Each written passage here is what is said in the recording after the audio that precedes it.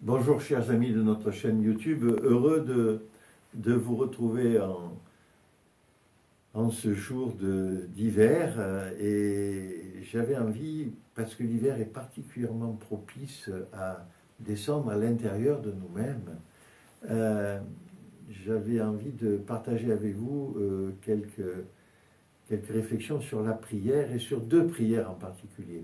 Alors une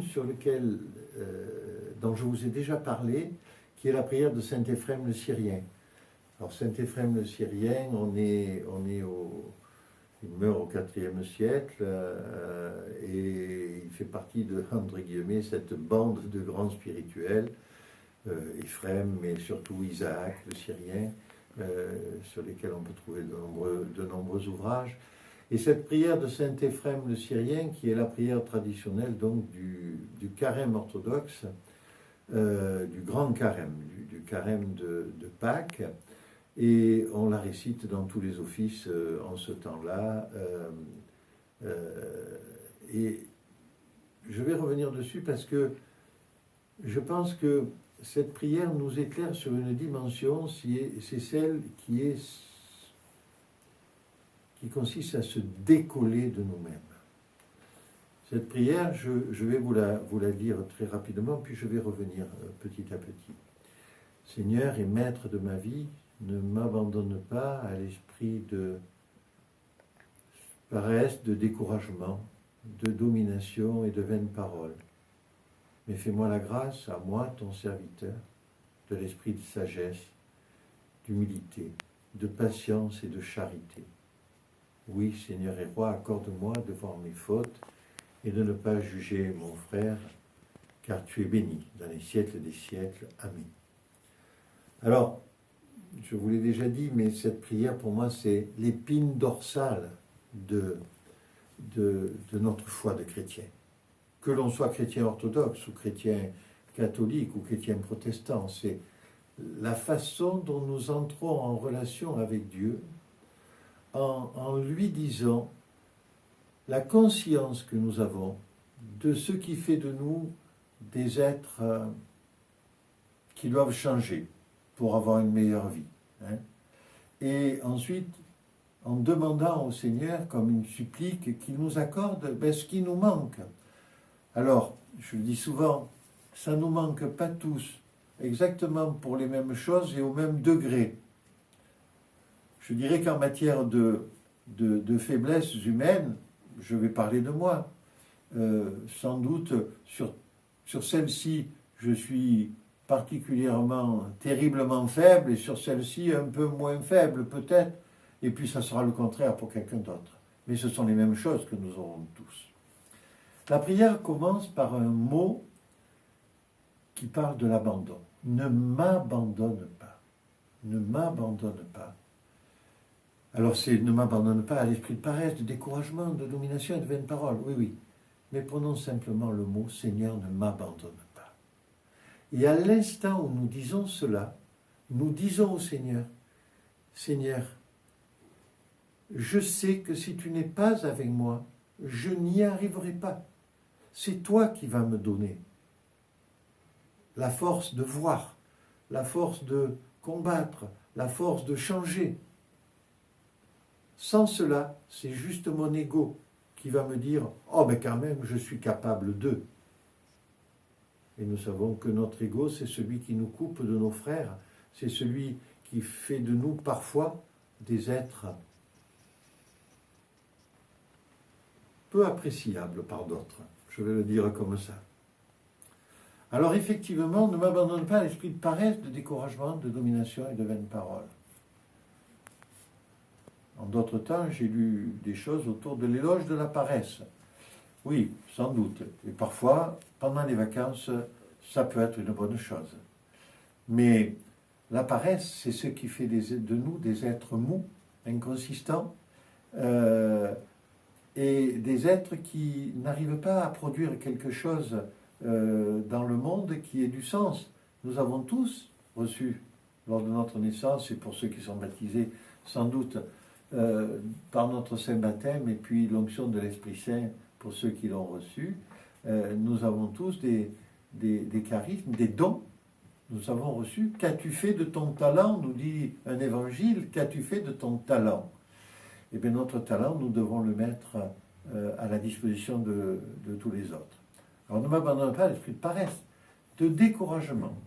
Le découragement, c'est souvent la conséquence d'un dialogue intérieur entre nous et nous. Vous savez, oh, j'ai pas envie de... Et puis, finalement, j'ai bien raison de ne pas avoir envie parce que... Voilà. Vous savez, toutes ces choses qui commencent quand nous en parlons avec d'autres ou dans notre dialogue singulier avec nous-mêmes, par oui, mais. Aïe, aïe, aïe. Vous pouvez dire oui, vous pouvez dire mais. Ne dites pas oui, mais. Parce que quand vous vous dites oui, mais au fond de vous, ou oui, mais à quelqu'un, vous dites oui, mais je ne suis absolument pas d'accord et je ferai autre chose. Et cette autre chose, ça sera à visiter pour savoir si c'était les bonnes choses. Vous savez, dans le business, il y a et notamment dans les choses qui sont autour de la consommation de ce monde, il y a quelque chose qui dit, peut-être vous l'avez déjà dit, pardonnez-moi, je radote un peu, mais quand on va faire des achats, est-ce que j'en ai besoin? Est-ce que j'en ai vraiment besoin? Et est-ce que j'en ai besoin maintenant? Si j'ai répondu aux 3 questions, eh bien, je vais pouvoir acheter la paire de chaussures parce que j'en ai besoin. Et puis parce qu'elle me plaise, celle-là, et puis j'en ai besoin maintenant, quoi. Parce que j'en ai plus qu'une paire et elle est vieille, l'autre. Voilà.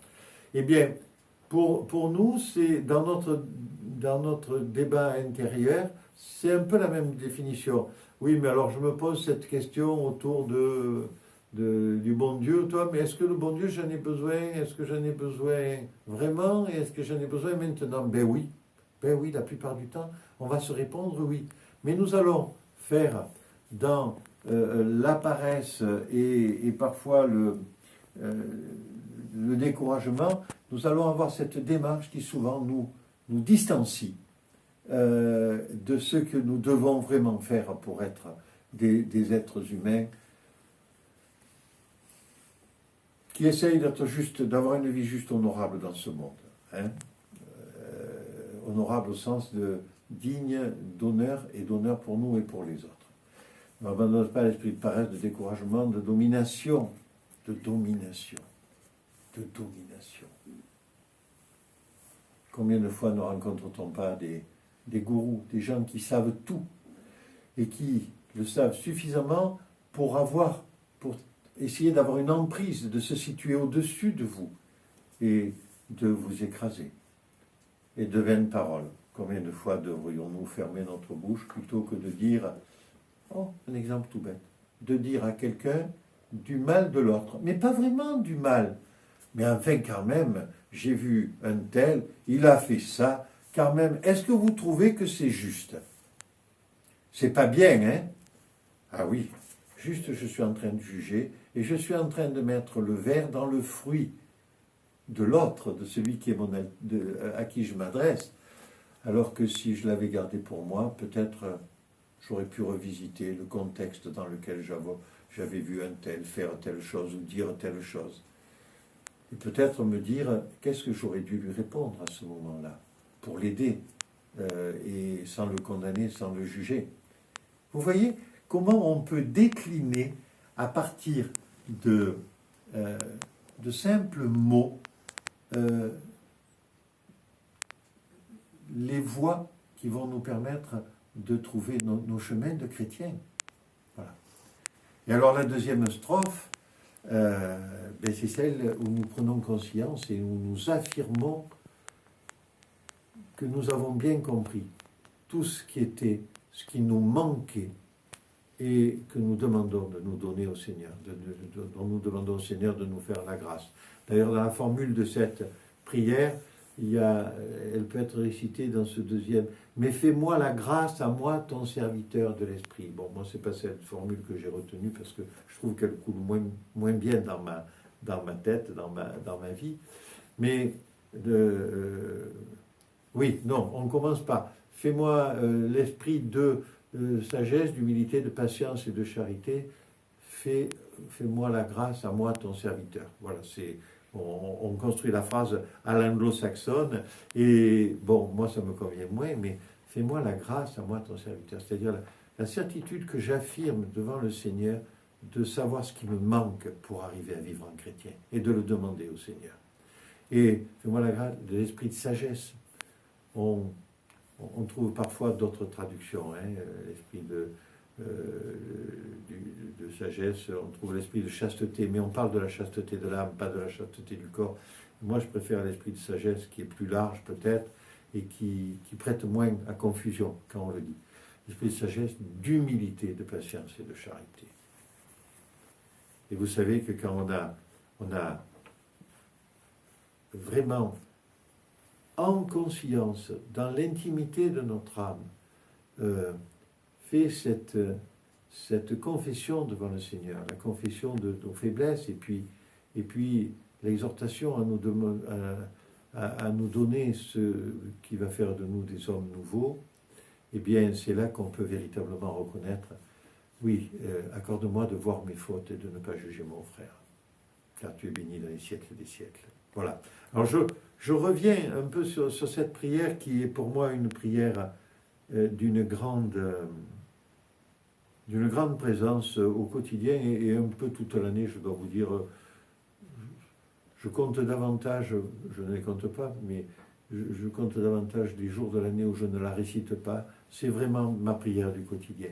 Parce que c'est la prière qui me réaligne. Je ne sais pas si ce mot vous parle, mais me réaligner dans la direction qui doit être celle de ma vie. Alors peut-être celle de ma vie de prêtre, peut-être que c'est un peu particulier, peut-être que j'ai plus conscience que je dois essayer de vivre, mais non, les prêtres ne sont pas des surhommes, mais ce sont juste... Ils ont été ouem pour la prêtrise et pour leur ministère, et donc ils ont reçu une grâce particulière de l'Esprit Saint au cours de cette célébration et de cette cérémonie. D'abord quand ils sont devenus diacres, puis ensuite quand ils sont devenus prêtres. Mais nous avons tous la même capacité de penser avec notre intériorité. Et puis, pour finir peut-être sur cet aspect de prière, je voudrais vous lire une prière, vous la trouverez sans doute assez facilement si vous allez chercher sur Internet. C'est la prière des moines d'Optino. Donc c'est les moines d'un monastère qui ont créé une prière pour eux. Seigneur, accorde-moi de recevoir dans la tranquillité du cœur tout ce que m'apportera cette journée qui commence. Accorde-moi de me livrer entier à ta sainte volonté. À chaque instant de ce jour, instruis-moi en tout et soutiens-moi. Quelles que soient les nouvelles que je reçoive dans le courant de cette journée, apprends-moi à les recevoir avec un cœur paisible et la ferme conviction qu'elles sont l'expression de ta sainte volonté. Sois le guide de mes pensées et de mes sentiments, dans toutes mes actions et dans toutes mes paroles. Dans toute circonstance imprévisible, aide-moi à ne pas oublier que tout m'est envoyé de toi. Apprends-moi à me comporter d'une manière juste et raisonnable avec chaque membre de ma famille et de mon entourage, sans troubler ni peiner personne. Seigneur, donne-moi la force de résister à toute fatigue et à tous les événements durant cette journée. Guide ma volonté et apprends-moi à prier, à espérer, à croire, à aimer, à supporter et à pardonner. Amen.